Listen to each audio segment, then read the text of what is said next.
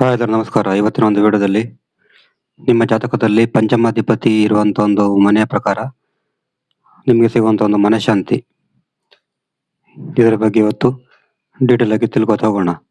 ಪಂಚಮಾಧಿಪತಿ ಅಂದ್ರೆ fifth lord, ಸಾರಿ ಪಂಚಮಾತಿ ಅಲ್ಲ, 4ನೇ ಮನೆ ಅಧಿಪತಿ. 4ನೇ ಮನೆ ಅಧಿಪತಿ ಇರುವಂತ ಒಂದು ಮನೆಯ ಪ್ರಭಾವದ ಪ್ರಕಾರ ನಿಮ್ಮ ಒಂದು ಮನಃಶಾಂತಿ ಯಾವ ತರ ಇರುತ್ತೆ ಅಂತ ಈ ವಿಡಿಯೋದಲ್ಲಿ ತಿಳ್ಕೊಳ್ಳೋಣ.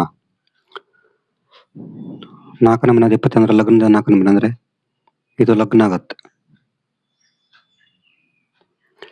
ಲಗ್ನದ 4ನೇ ಮನೆ ಅಂತ ಹೇಳಿದ್ರೆ 1, 2, 3, 4 ನಿಮ್ಮದು ಮನಃಶಾಂತಿ, ನಿಮಗೆ ಶಾಂತಿ ಕೊಡುವಂತ ಒಂದು ಸ್ಥಳ ಅಥವಾ ವಿಷಯಗಳು. ಈ 4ನೇ ಮನೆ ಅಧಿಪತಿ ಎಲ್ಲಿದ್ದಾನೆ ಆ ತರ ನಿಮ್ಗೆ ಮನಃಶಾಂತಿ ಸಿಗತ್ತೆ. ಅದು ಯಾವ ತರ ಅಂತ ಡೀಪ್ ಆಗಿ ತಿಳ್ಕೊಳ್ಳೋಣ. ಇಲ್ಲಿ 4ನೇ ಮನೆ ಅಧಿಪತಿ ಯಾರಾಗ್ತಾರೆ? ಬುಧ ಆಗ್ತಾರೆ. ಮಿಥುನ ಲಗ್ನಕ್ಕೆ 4ನೇ ಮನೆ ಅಧಿಪತಿ ಬುಧ ಆಗ್ತಾರೆ. ಇದು ಎಕ್ಸಾಂಪಲ್ ಗೆ ತಗೊಂಡಿದ್ದು. ಈ 4ನೇ ಮನೆ ಅಧಿಪತಿ ಬುಧ ಏನಾದ್ರೂ ಲಗ್ನದಲ್ಲಿ ಇದ್ರಾಗ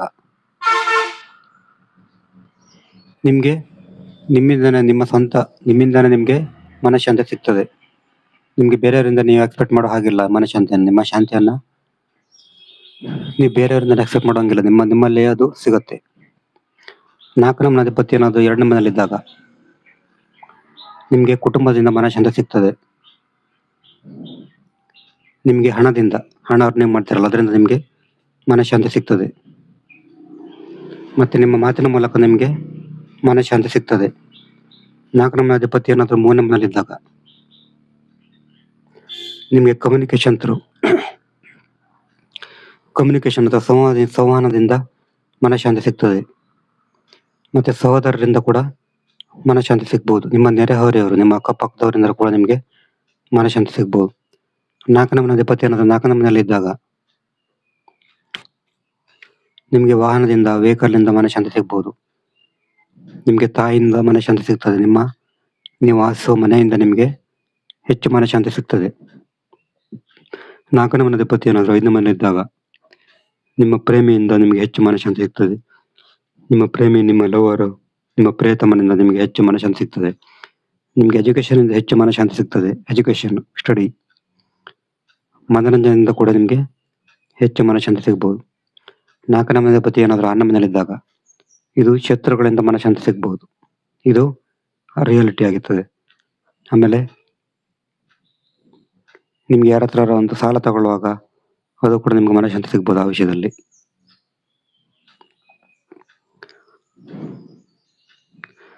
ನಾಲ್ಕನೇ ಮನೆ ಅಧಿಪತಿ ಒಂದು 7ನೇ ಮನೆಯಲ್ಲಿದ್ದಾಗ ನಿಮ್ಮ ಸಂಗಾತಿಯಿಂದ ನಿಮ್ಗೆ ಮನಃಶಾಂತಿ ಸಿಗ್ಬೋದು. ನಿಮ್ಮ ಸಂಗಾತಿಯಿಂದ ನಿಮ್ಗೆ ಮನಃಶಾಂತಿ ಸಿಗ್ಬೋದು ಹೆಚ್ಚಾಗಿ. ನಿಮ್ಗೆ ಸಾರ್ವಜನಿಕ ವ್ಯವಹಾರದಲ್ಲಿ ಹೆಚ್ಚು ಮನಃಶಾಂತಿ ಸಿಗ್ಬೋದು. ಆಮೇಲೆ ವ್ಯವಹಾರ, ಬಿಸ್ನೆಸ್ ಅಲ್ಲಿ ಹೆಚ್ಚು ಮನಃಶಾಂತಿ ಸಿಗ್ಬೋದು. 4ನೇ ಮನೆ ಅಧಿಪತಿ ಏನಾದ್ರು 8ನೇ ಮನೆಯಲ್ಲಿದ್ದಾಗ ನಿಮ್ಗೆ ಜಾಸ್ತಿ ಸ್ಟ್ರಗಲ್ ಇರುವಂತ ವಿಷಯಗಳು ಹೆಚ್ಚು ನಿಮ್ಗೆ ಮನಃಶಾಂತಿ ಕೊಡ್ಬೋದು. ರಹಸ್ಯವಾದಂತ ವಿಷಯಗಳು ನಿಮ್ಗೆ ಮನಃಶಾಂತಿ ಕೊಡ್ಬೋದು. ಸೀಕ್ರೆಟ್ ಆದಂತ ವಿಷಯಗಳು ಮನಃಶಾಂತಿಯನ್ನ ಕೊಡುವಂತ ಸಾಧ್ಯತೆ ಇರ್ತದೆ. 4ನೇ ಮನೆ ಅಧಿಪತಿ ಏನಾದ್ರು 9ನೇ ಮನೆಯಲ್ಲಿದ್ದಾಗ ನಿಮ್ಗೆ ಧಾರ್ಮಿಕತೆ ವಿಷಯಗಳು ಹೆಚ್ಚು ಮನಃಶಾಂತಿಯನ್ನ ಕೊಡ್ಬೋದು. ಆಮೇಲೆ ನಿಮ್ಗೆ ಲಾಂಗ್ ಟ್ರಾವೆಲ್ ಕೂಡ ಹೆಚ್ಚು ಮನಃಶಾಂತಿಯನ್ನು ಕೊಡ್ಬೋದು. ತಂದೆಯಿಂದ ಕೂಡ ನಿಮ್ಗೆ ಹೆಚ್ಚು ಮನಃಶಾಂತಿ ಸಿಗ್ಬಹುದು. 4ನೇ ಮನೆ ಅಧಿಪತಿ ಏನಾದ್ರು 10ನೇ ಮನೆಯಲ್ಲಿದ್ದಾಗ ನಿಮ್ಗೆ ವೃತ್ತಿಯಿಂದ ಮನಃಶಾಂತಿ ಸಿಗ್ಬಹುದು. ವೃತ್ತಿ ಅಥವಾ ಜಾಬ್ ಇಂದ ಮನಃಶಾಂತಿ ಸಿಗ್ಬಹುದು. ಜನಪ್ರಿಯತೆಯ ಮೂಲಕ ಹೆಚ್ಚು ಮನಃಶಾಂತಿ ಸಿಗ್ಬಹುದು. ಸಾರ್ವಜನಿಕ ವಲಯದಲ್ಲಿ ಹೆಚ್ಚು ಮನಃಶಾಂತಿ ಸಿಗ್ಬಹುದು. ನಿಮಗೆ ಸಿಗುವಂತ ಒಂದು ಹೆಸರಿನಿಂದ ಕೂಡ ನಿಮಗೆ ಮನಃಶಾಂತಿ ಸಿಗ್ಬಹುದು. 4ನೇ ಮನೆ ಅಧಿಪತಿ ಏನಾದ್ರು 11ನೇ ಮನೆಯಲ್ಲಿದ್ದಾಗ ಲಾಭದ ವಿಷಯದಲ್ಲಿ ಮನಃಶಾಂತಿ ಕೊಡ್ಬಹುದು. ನಿಮ್ಮ ಲಾಭದ ವಿಷಯದಲ್ಲಿ ಹೆಚ್ಚು ಮನಃಶಾಂತಿ ಕೊಡ್ಬಹುದು. ನಿಮ್ಮ ಫ್ರೆಂಡ್ಸ್ ಇಂದ ನಿಮ್ಗೆ ಹೆಚ್ಚು ಮನಃಶಾಂತಿ ಸಿಗ್ಬಹುದು. 4ನೇ ಮನೆ ಅಧಿಪತಿ ಏನಾದ್ರು 12ನೇ ಮನೆಯಲ್ಲಿದ್ದಾಗ ನಿಮ್ಗೆ ದೂರದ ಸ್ಥಳದಲ್ಲಿ ಮನಃಶಾಂತಿ ಸಿಗ್ಬಹುದು. ಫಾರಿನ್ ಟ್ರಾವೆಲ್ ಇಂದ ಮನಃಶಾಂತಿ ಸಿಗ್ಬಹುದು. ಲಾಂಗ್ ಟ್ರಾವೆಲ್ ಇಂದ ಮನಃಶಾಂತಿ ಸಿಗ್ಬಹುದು. ಇದು 4ನೇ ಮನೆ ಅಧಿಪತಿ ಇರುವಂತ ಒಂದು ಮನೆಯ ಪ್ರಕಾರ ನಿಮ್ಗೆ ಸಿಗುವಂತ ಒಂದು ಮನಃಶಾಂತಿ. ನಾನು ಹೇಳಿರುವಂತ ವಿಷಯದಲ್ಲಿ ಗಮನ ಹರಿಸಿದ್ರೆ ನಿಮ್ಗೆ ಪೀಸ್ ಮೈಂಡ್ ಸಿಗ್ಬಹುದು. ನಿಮ್ಗೆ ಜಾತಕ ವೀಕ್ಷಣೆ ಮಾಡ್ಬೇಕು. ನಮ್ದು ವಾಟ್ಸಪ್ ಸಂಖ್ಯೆ 70 906 37 934 ಈ ನಂಬರ್ಗೆ ವಾಟ್ಸಪ್ ಕಾಲ್ ಮಾಡಿದ್ರೆ ಜಾತಕ ಬಗ್ಗೆ ತಿಳಿಸ್ಕೊಡ್ತೀನಿ. ಇಷ್ಟ ಆದ್ರೆ ನಮಸ್ಕಾರ.